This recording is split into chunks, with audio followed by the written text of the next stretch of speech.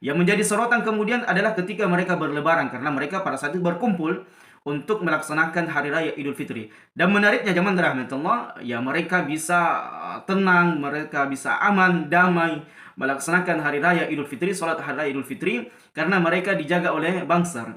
Jadi subhanallah, bangsar ini selalu terdepan dalam tanda kutip, ya, terdepan dalam kebaikan tanda kutip. Kami mengajak kepada kaum muslimin dan muslimah dimanapun berada untuk berinvestasi akhirat bersama-sama patungan membangun masjid dan asrama pondok pesantren Darul Ilmi Malik Ibn Rabi'ah yang dikelola oleh Ustadz Muhammad Malik Al-Athari dan asatidz sunnah yang lainnya. InsyaAllah ta'ala berkah dunia akhirat. Barakallahu fikum.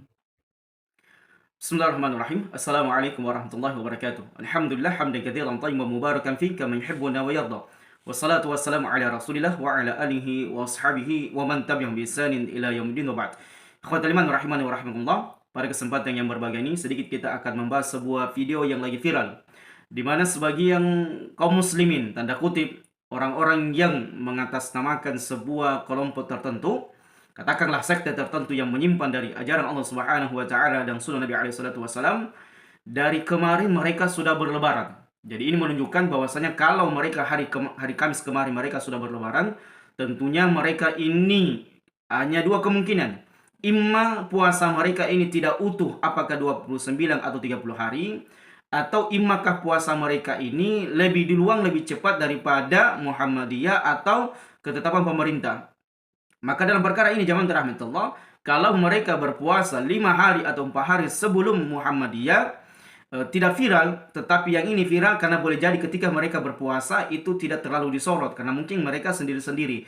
Yang menjadi sorotan kemudian adalah ketika mereka berlebaran, karena mereka pada saat itu berkumpul untuk melaksanakan hari raya Idul Fitri. Dan menariknya zaman rahmatullah, ya mereka bisa tenang, mereka bisa aman, damai melaksanakan hari raya Idul Fitri, salat hari raya Idul Fitri, karena mereka dijaga oleh bangsar. Jadi subhanallah, bangsar ini selalu terdepan dalam tanda kutip, ya, terdepan dalam kebaikan tanda kutip. Kenapa zaman rahmatullah kita katakan terdepan dalam kebaikan tanda kutip?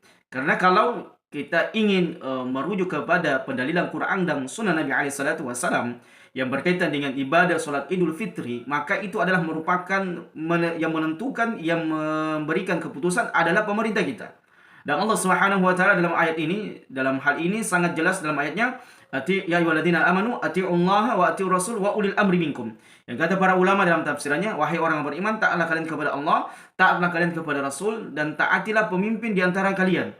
Maka para ulama sebagian menjadikan dalil ini sebagai dalil penguatan dalam perkara menentukan satu Ramadan atau satu Syawal atau yang berkaitan dengan hari raya Idul Adha, dan menentukan tempat-tempat mana saja pelaksanaan sholat Jumat itu bukan wewenang masyarakat biasa. Ya, bukan masyarakat yang kemudian serta-merta dia mengatakan oh begini, oh begitu, kita berpuasa hari begini dan hari begitu, tetapi itu adalah merupakan wewenangnya pemerintah.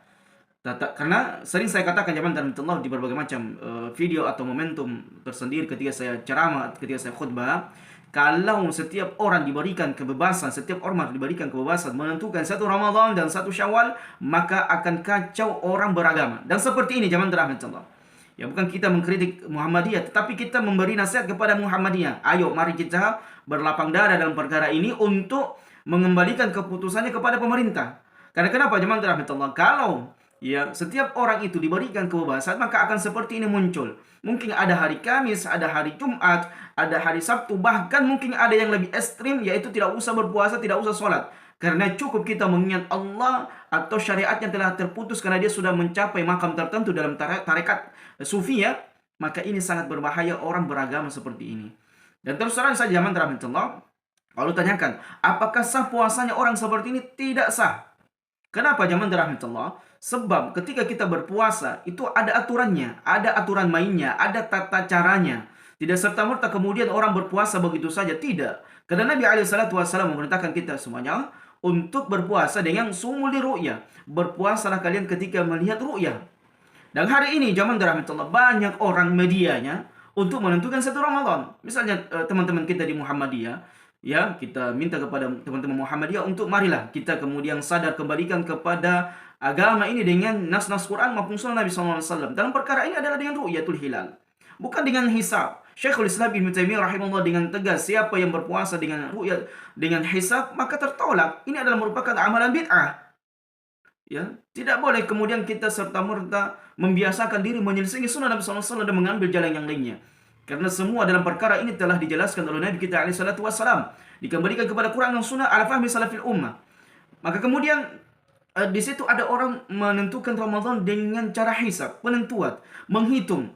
Padahal hisab ini zaman rahmatullah berapa ratus tahun itu kemudian muncul. Tidak dapat hisab ini tidak dapatkan di zamannya Nabi SAW, tidak di zamannya para sahabat, para khulafaur rasyidin, tidak di zamannya para tabi'in, tabi'in dan a'immatul arba. Nanti berapa ratus tahun setelahnya baru muncullah al-hisab ini yang kemudian sebagian orang menetapkan puasanya dengan hisab. Minta maaf dengan cara hisab ya. Minta maaf kepada teman-teman kita, saudara-saudara kita di Muhammadiyah. Mari kita semuanya kembalikan kepada nas Quran dan sunnah Nabi SAW. Supaya apa? Supaya kita memberikan contoh yang baik. Terus terang zaman rahmatullah dengan menentukan Ramadan dengan hisab, metode hisab, ini merupakan contoh yang tidak baik. Karena boleh jadi nanti ada orang yang mengatakan, kok Muhammadiyah bisa? Muhammadiyah bisa menentukan satu Ramadan dengan hisab. Kenapa kami tidak bisa dengan air laut, pasang air laut? Misalnya sebagian orang, ya taruhlah misalnya yang kita di Sulawesi sini, ada sebuah kelompok sekte, mereka dalam menentukan satu Ramadan adalah dengan melihat pasang surutnya air laut. Jadi kalau misalnya pasang misalnya atau surutnya air laut, maka itu sudah menandakan satu Ramadan dengan satu Syawal. Coba lihat. Kemudian adalah yang lebih nyeleneh lagi, yang baru-baru ini terjadi. Ya, di sebuah tempat di Gunung Kidul ya, di Jogja. Afan kalau anak salah tempatnya. Di mana si kakek-kakek ini, Masya Allah, subhanallah, dengan entengnya dia mengatakan, saya ini sudah menelpon Allah kapan jatuh satu Syawal. Luar biasa zaman dalam tunggu. Ini yang lebih ekstrim lagi nih. Dan inilah mungkin orang-orang seperti ini, kelompok-kelompok sempalan seperti ini akan menjamur. Apa artinya menjamur? Akan semakin banyak orang seperti ini. Dan kalau Majelis Ulama Indonesia tidak memberikan semacam pemetaan pendidikan kepada kaum muslimin dengan baik, maka akan muncul sekte-sekte ajaran-ajaran sempalan yang lainnya. Akan muncul orang-orang beragama dengan mencatut agama Islam, tetapi itu adalah merupakan amalan-amalan nyeleneh, amalan-amalan sesat dan menyesatkan mereka. Dan tidak main-main. Kalau kita lihat kemarin ini jumlah mereka yang sholat hari Idul Fitri, hari Kamis kemarin itu ribuan jumlahnya atau ratusan. Ya, mungkin netizen lebih pandai menghitung berapa jumlah mereka. Tapi ini mengkhawatirkan. Betapa banyak kaum muslimin yang butuh dengan semacam pembinaan Majelis Ulama Indonesia. Dan seharusnya Majelis Ulama Indonesia mendatangi mereka, memberikan mereka pemahaman, mendidik mereka, disuruh taubat. Tak boleh beragama dengan sekonyol-konyolnya. Orang beragama dengan seenaknya dirinya sendiri, seenak jidatnya, seenak dengkulnya. Apa yang dia ingin lakukan, dia lakukan. Na'udzubillah, tsumma na'udzubillah. Dan saya yakin si kakek ini tidak paham agama. Ya, tidak paham agama. Dia butuh bimbingan. Dia mungkin hanya dukun yang berkedok ustadz atau kiai. Dan ini banyak. Betapa banyak hari ini kaum muslimin yang keadaannya sangat mengiris hati kita. Keadaan mereka sungguh sangat di luar daripada koridor-koridor agama syariat Allah Subhanahu wa taala yang Allah turunkan. Baik, sedikit mungkin kita akan mendengarkan apa dari klarifikasinya. Jadi setelah videonya viral, yang kemudian ketika ditanya kenapa ente berlebaran pada hari Kamis, dia mengatakan dengan entengnya, dengan seenak jidatnya kakek ini, dia mengatakan, saya berlebaran karena sudah menelpon Allah. Masya Allah. Berapa nomor teleponnya Allah zaman rahmatullah. Luar biasa. Dan orang seperti harus dibina. Kalau tidak dibina, ya diberikan sanksi yang keras dari pemerintahan kita.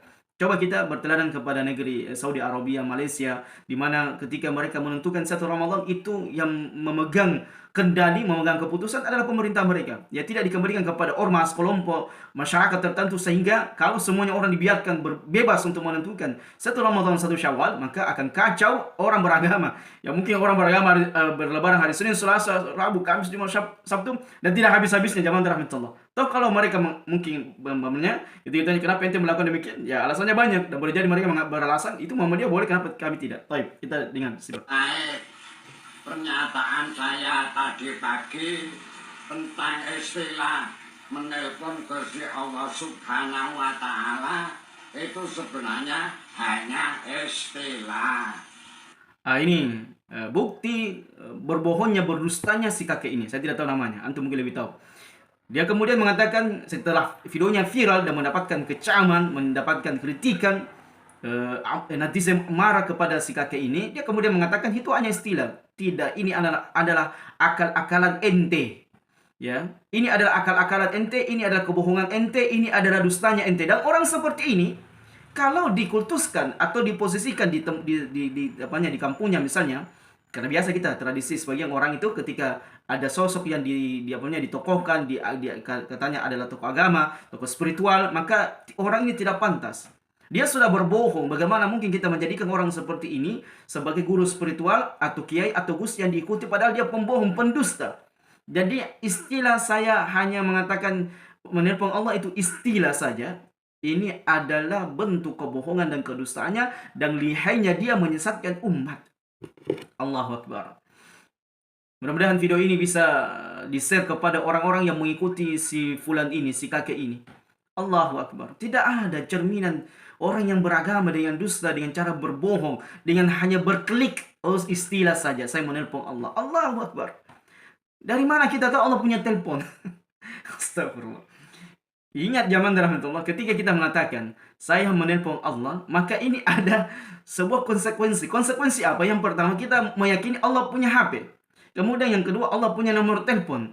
Kemudian yang ketiga, betapa mudahnya kita berkomunikasi dengan Allah. Seperti Nabi Musa alaihissalatu wassalam, ente siapa? Ente siapa dengan mudahnya berkomunikasi dengan Allah secara langsung dengan telepon?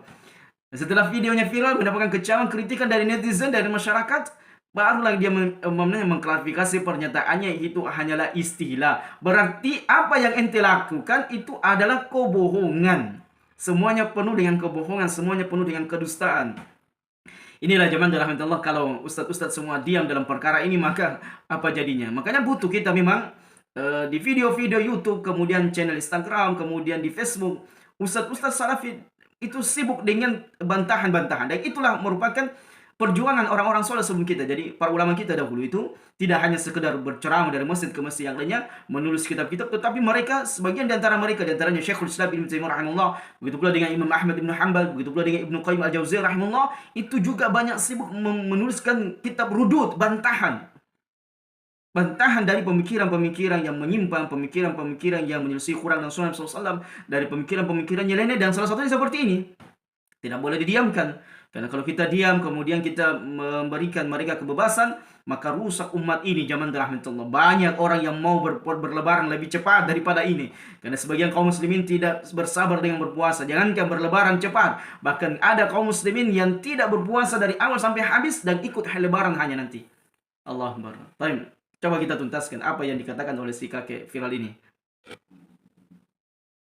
Dan yang sebenarnya adalah perjalanan spiritual saya, kontak batin dengan Allah Subhanahu wa Ta'ala. Baik, ini kita sudah dapat benang merahnya ini. Kontak batin itu adalah merupakan salah satu metode thariqah orang yang menganut agama tasawuf atau sufi.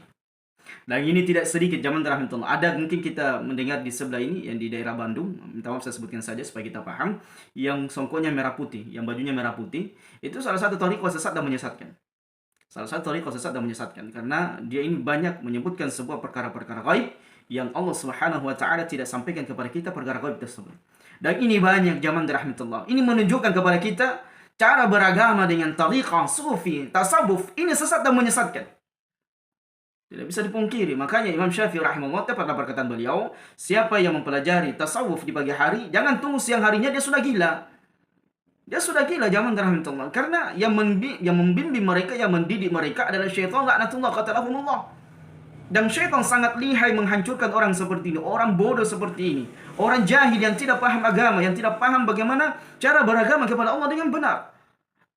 Artinya akhirnya nantinya mereka hanya berpemahaman, oh Allah membimbing saya, mendidik saya, menggiring saya, memberikan saya ilham. Memangnya ente nabi? Allahu Akbar. Jadi ini adalah merupakan bertambah lagi pekerjaan Majelis Ulama Indonesia. Bagaimana kemudian Majelis Ulama Indonesia lebih gesik lagi menertibkan orang seperti ini, ya. Dan ini termasuk penodaan agama, Bapak Ibu. Ya, ikhwatul iman rahimakumullah. Ini sebenarnya sudah penistaan agama. Orang sudah dengan legowonya, dengan santainya, dengan mudahnya membuat syarat-syarat baru. Ini sebenarnya pelecehan. Ini sebenarnya sebuah penistaan agama dan ini harus ditindak seperti Udin kemarin itu yang kemudian membuat video-video nyeleneh yang seolah-olah menyudutkan Salafi Wahabi. Keadaan seperti itu, yang suka main perempuan, yang suka menyentuh bukan yang mahramnya, ya sama dengan seperti kakek ini sebenarnya. Ini sudah penistaan agama, ini sudah pelecehan yang seharusnya Majelis Ulama Indonesia bersama dengan aparat keamanan, kepolisian membina orang seperti ini. Kalau tidak bisa dibina ya dipenjarakan, diberikan efek jerah supaya apa? Keluar nanti tidak melakukan seperti ini. Yang banyak zaman rahmatullah kalau kita bisa melihat sekarang ini banyak orang ingin jadi ustadz itu instan. Ingin menjadi kiai, menjadi gus, menjadi sosok yang diteladani. Salah satunya metodenya adalah masuk dalam jalur perkara-perkara mengetahui perkara wajib. Ini hati-hati. Jadi banyak dewasa ini orang dia dikatakan gus, kiai, ustaz, apa namanya, tokoh agama, spiritual, karena mereka mengetahui perkara-perkara gaib. Seperti ini, saya sudah telepon Allah. Ini Allahu Akbar. Allahu Akbar. Ini menunjukkan betapa minimnya volume keilmuan umat di zaman sekarang ini. Betapa mereka mudahnya dihancurkan akidah mereka, dirusak amalan mereka. Jadi ini pekerjaan Majelis Ulama Indonesia, begitu pula dengan ustaz-ustaz yang ada yang mengetahui kebenaran untuk menyampaikan kebenaran dan mereka tidak diam dalam perkara ini. Karena kasihan umat zaman rahmatullah kalau kita diamkan perkara seperti ini, sesat dan menyesatkan. Allahu Akbar. Baik, kita lanjut lagi ya. Memang lucu apa yang disampaikan kakek ini, lucu-lucunya memang. Apabila pernyataan saya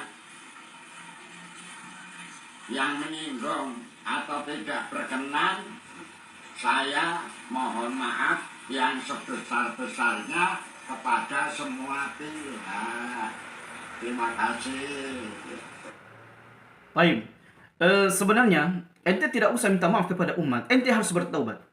Ya, jadi ini Majelis Ulama Indonesia harus memberikan pembinaan orang seperti ini. Disuruh taubat, disuruh istighfar, dan kemudian diajari agama yang baik, diajari agama yang benar. Bagaimana cara beragama yang benar, bagaimana sholat yang benar, bagaimana wudhu yang benar. Boleh jadi ya sholatnya orang seperti ini, akidahnya ini batil. Tidak sampai kepada apa yang disampaikan oleh Nabi SAW. Bagaimana mereka berwudu, bagaimana mereka tayamum, bagaimana mereka sholat, bagaimana menjalankan syarat-syarat Allah Subhanahu Wa Taala yang lain. Saya yakin mungkin banyak sekali penyimpangan orang seperti ini. Karena kenapa zaman rahmatullah? Kalau dalam perkara ini saja dia bisa menipu umat dengan jumlahnya ribuan, maka bagaimana dengan akidahnya, kemudian amalannya pasti akan menyimpang di jalan Allah Subhanahu Wa Taala. Demikianlah Bapak Ibu, semacam memberikan edukasi kepada masyarakat umum, kaum muslimin dimanapun berada. Jangan diikuti orang seperti ini, tinggalkan orang seperti ini. Dan kalau Anda ingin belajar dengan baik, belajar kepada ustadz-ustadz salafiyun, ustadz-ustadz yang benar-benar sudah berjalan di atas manhaj Ahlussunnah wal Jamaah, mereka yang mengajak Anda kepada Quran dan Sunnah Nabi SAW ala fahmi salafil ummah. Dan ustadz seperti ini tidak pantas jadikan ustadz atau gus atau kiai atau sosok spiritual dalam beragama kepada Allah Subhanahu Wa Taala, karena tentunya orang seperti ini pasti akan menyimpang dan menyeret Anda kepada kesesatan, dan tentunya ini adalah merupakan perkara yang besar, bukan perkara ringan zaman rahmatullah. Anda saja kalau dibohongi dalam perkara dunia, Anda kemudian marah karena merasa tertipu, bagaimana lagi dengan perkara akhirat. Mudah-mudahan kita termasuk orang-orang yang semangat dalam mengikuti petunjuk di bulan Ramadan ini dan setelah bulan Ramadan, dan semangat belajar mengambil ilmu dari orang-orang yang terpercaya, yang memang berkompeten, bukan daripada orang-orang yang tidak memiliki apa-apa, yang kemudian hanya mengetahui perkara gaib sehingga kita kemudian mudah tertipu dengan apa yang mereka ucapkan. Nasallahu alaihi wasallam. Subhanakallahumma wa bihamdika